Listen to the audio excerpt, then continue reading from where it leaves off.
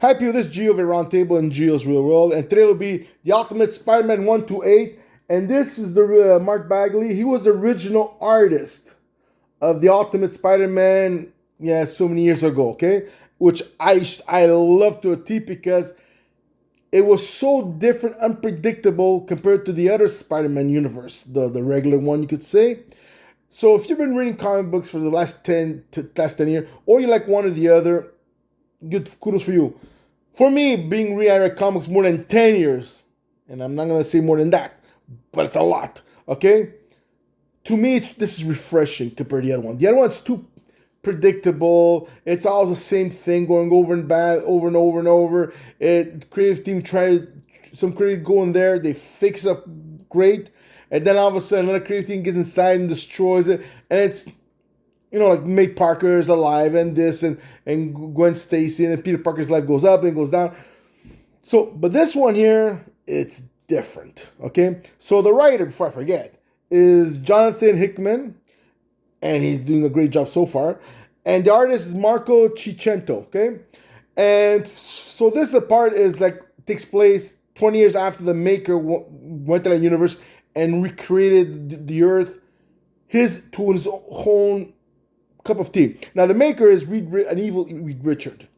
Like if Reed Richard was an evil person, how intelligent, corrupt he would have been. Okay, so and he has a council and that, and Fisker, which is Kingpin, is not one of the council. He's probably, to me, I think he's below one of the council. That he has that they give him like example, like say let's say the councils are kings, example, okay? So they have knights everywhere, right? So he's one of the knights, kind of sense, taking a certain domain of the territory of New York, of course, okay?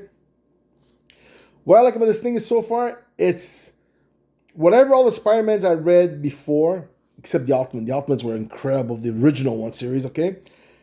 Everything is different. May Parker, which is Peter Parker's, stepmother kind of says because she adopted him, but it was really his aunt, right? She's dead. His uncle, Ben, which is in the real universe, Marvel universe, you know what I'm trying to say, is dead. He's alive in this series. And he's partners, they work together with J. Jonah Jameson, and they work in the Daily Bugle, but the owner is the Kingpin, Fisk. So everything is different, and Peter Parker works there too. He has a beard. He's older and everything. And it's funny too because I'm gonna go back and forth because 1 to 8 there. Peter Parker in this universe, this Earth, he's older than Tony Stark. Yeah, it's completely vice versa and everything. Then you have Harry Osborn. He's married to Gwen Stacy, and Gwen Stacy has no idea who Peter Parker is, so they never met each other before. Peter Parker's married with Mary J. And they have 2 kids. The one is called May because it's very nice what he did, or the writer really. And then one's called Richard. Now May has a characteristic like Mary J. and May, the aunt. And Richard, he's exactly like Peter Parker, his father, okay? So, and now in this whole 1-8, J. Jonah Simpson and Ben, they're planning to leave the company of the Bugle because they've got fed up with the direction, the lies and fake news, and not willing to report certain report that a newsman is supposed to. And they're planning to open their own newspaper place, which Gwen Stacy's putting their money in there. Mary Jane Taylor News is called The Paper, if I'm right. And they're planning to go to True Fact because they know Fisk is hiding a lot of stuff. And they want the truth to be out there, okay? And the storyline is incredible.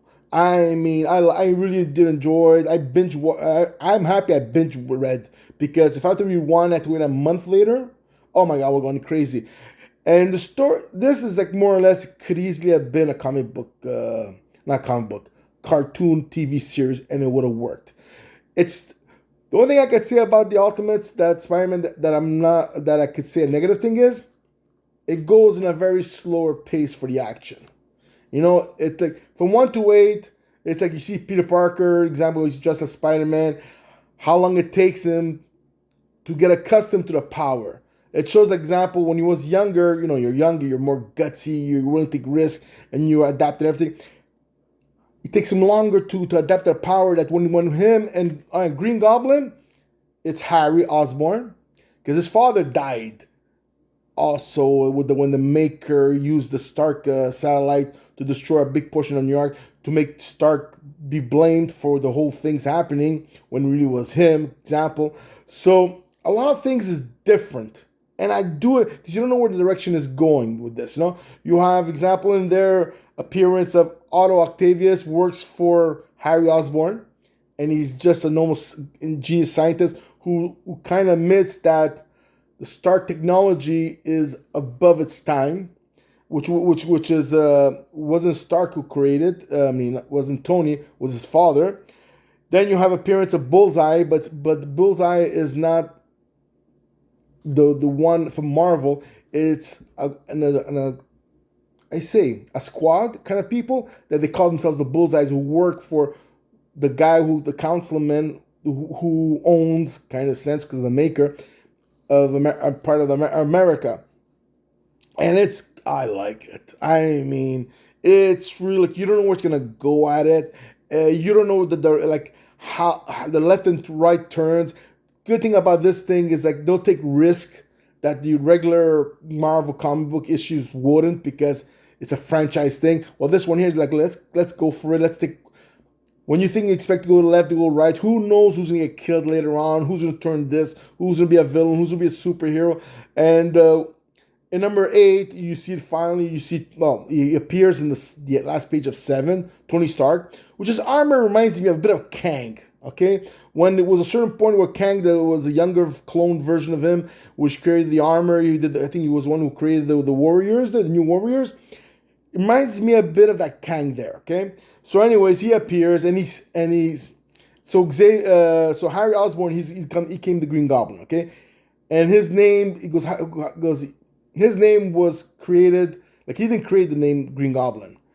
It's because the people, the newspaper called him the Green Goblin, and his armor is pure Stark, Tony Stark's technology, not Tony Stark, the Stark technology. Okay, was really a Stark and Stain to parking. Another thing was different from the other one. There's a lot of surprises. There's too many of it. Spider-Man gets in the first issues. He gets a device that tells him what happened. The Maker destroyed the whole timeline, and he goes, "I'll meet you in the future 6 months from now."